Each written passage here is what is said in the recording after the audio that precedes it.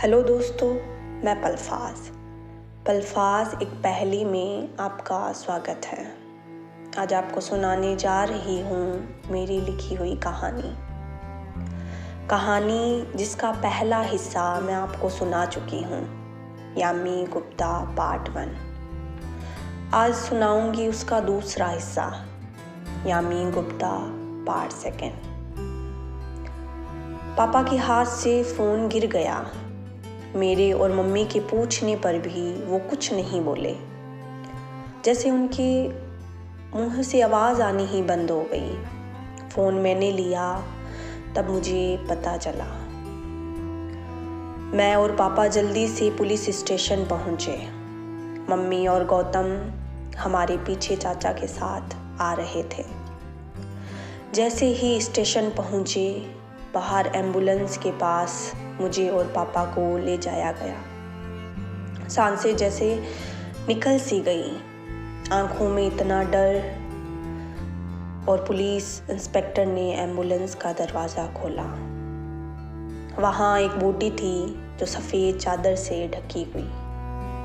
कांपते हाथों से मैंने चादर हटाते ही जैसे ज़मीन पैरों तले से निकल गई। पापा और मम्मी तो जैसे सुन से हो गए। हम लोगों ने उस दिन साक्षी दी को ही नहीं खोया। सबने अपना हाल ऐसा बना लिया जैसे हौसला और हिम्मत दोनों छोड़ दी। रो रो के सबका हाल बेहाल हो गया। चाचा ने पुलिस इंस्पेक्टर से पूछा, तब पता चला साक्षी दी ने खुदकुशी कर ली। ये हालत उनकी फांसी लगाने से हुई है। ये खबर उनके ससुराल वालों ने 11 बजे सुबह दी। मैं और मेरा परिवार इस होश में नहीं था कि कोई बात कर सके। साक्षी दी के जाने का दुख, लेकिन मेरी बहन ने खुदकुशी कर ली, ये बात मानना मेरे लिए मुश्किल ही नहीं नामुमकिन था। चाचा ने सारी फॉर्मेलिटीज़ कंप्लीट की और हम लोगों ने साक्षी दी को लेकर ज़्यादा कुछ सोचा नहीं और उनकी आत्मा की शांति के लिए सारे कार्य विधि विधान से संपूर्ण किए, क्रियाक्रम के।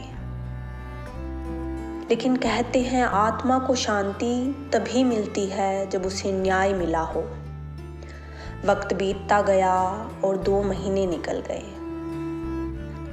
मेरे सवालों के जवाब जैसे मुझसे ही बगावत करने को चले हैं। घर का माहौल भी ठीक नहीं था। इन 2 महीनों में साक्षी दी के ससुराल से ना तो कोई हमसे मिलने को आया और ना ही कोई फ़ोन खबर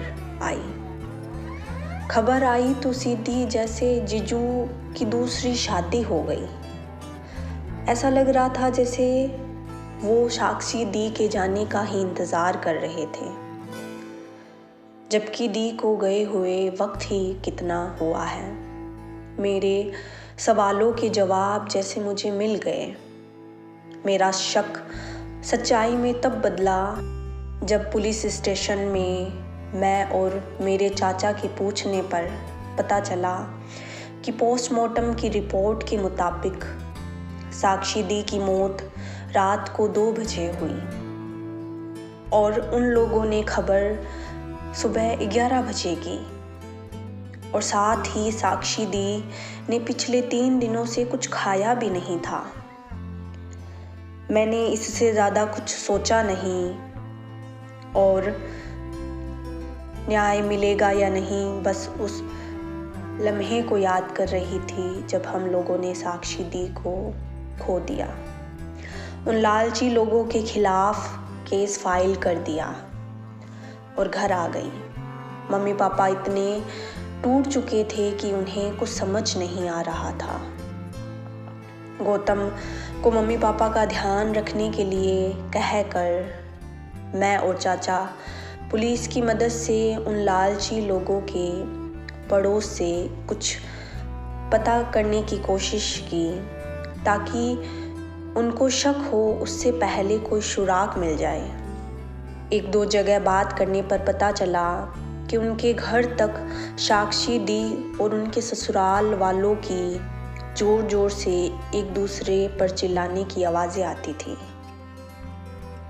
बहुत ज़्यादा पूछने पर ताकि क्या बातें होती थी कुछ आइडिया लग जाए, तब उन लोगों ने बताया वो लोग साक्षी दी से रोज़ रोज़ कभी कुछ तो कभी कुछ लेने के लिए डिमांड किया करते थे।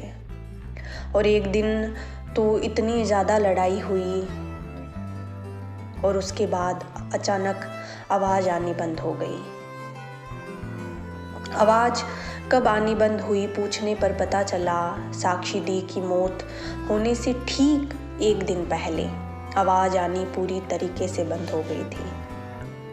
अब पुलिस इंस्पेक्टर को केस फाइल होने और इन सब पर शक होने के कारण पूरे परिवार को गिरफ्तार करना पड़ा।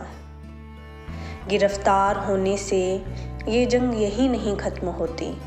अब मेरा उद्देश्य उन सब लोगों को जो गुनहगार हैं उन्हें सज़ा दिलवाना, ताकि जो मेरी बहन और मेरी दी के साथ हुआ है वो किसी और के साथ ना हो।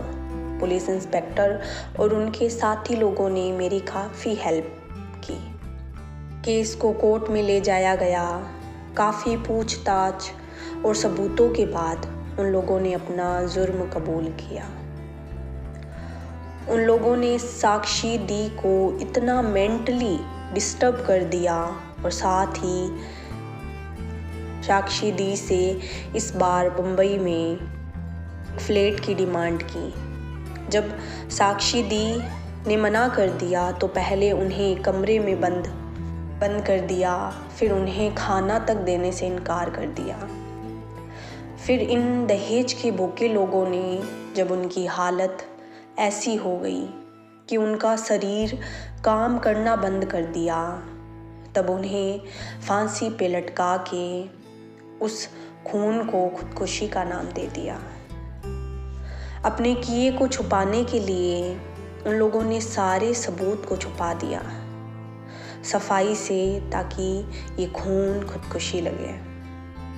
मैं साक्षी दी को नहीं ला सकती, पर उनको न्याय ज़रूर दिलाने के लिए लड़ सकती हूँ।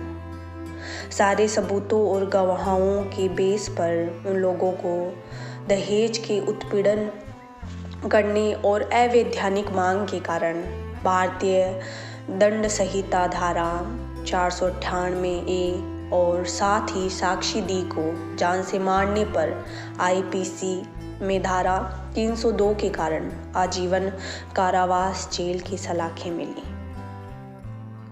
साक्षी दी को न्याय मिला जो उन्हें वापस नहीं ला सकता, लेकिन इंसाफ दिला सकता है, और तमाम उन लोगों के लिए जो दहेज मांगते हैं और अवैधानिक मांग करते हैं और जिनके लिए किसी की जान का कोई मोल नहीं।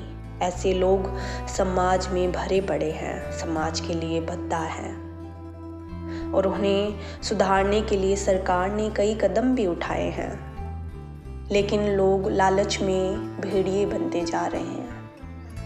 इस कारण कोई भी माँ बाप अपनी बेटी को भेजने से पहले 1000 बार सोचते हैं। इसलिए शादी से पहले अपनी बेटी को अपने पैरों पे खड़ा होने देना चाहिए, ताकि सफल ज़िंदगी के साथ इतना अनुभव हो कि सारी मुश्किलों से लड़ने का हौसला और हिम्मत दोनों मिल जाए। तू दौड़ तो संघर्ष कर, रुकना। तू दौड़ तो संघर्ष कर, रुकना। ये ज़िंदगी है तुझे हराएगी, तू हारना। ये जंग है तुझे जीतनी है, ये जंग है तुझे जीतनी है। तू बस चलते जा, पीछे देखना। दोस्तों, यह था इस कहानी का पूरा हिस्सा। यामी गुप्ता, पार्ट 2। कहानी कैसी लगी मुझे बताइएगा ज़रूर। YouTube की इस दुनिया में मैं मिलती रहूँगी हर बार एक नई कहानी के साथ। मुझसे सीधे जुड़ने के लिए आप मुझे इंस्टाग्राम पर फॉलो कर सकते हैं। मेरी इंस्टा आईडी का नाम है पलफाज, PALFAAZZ। पलफाज एक पहेली। अभी चलती हूँ, फिर मिलूंगी नई कहानियों के साथ। पलफाज एक पहेली।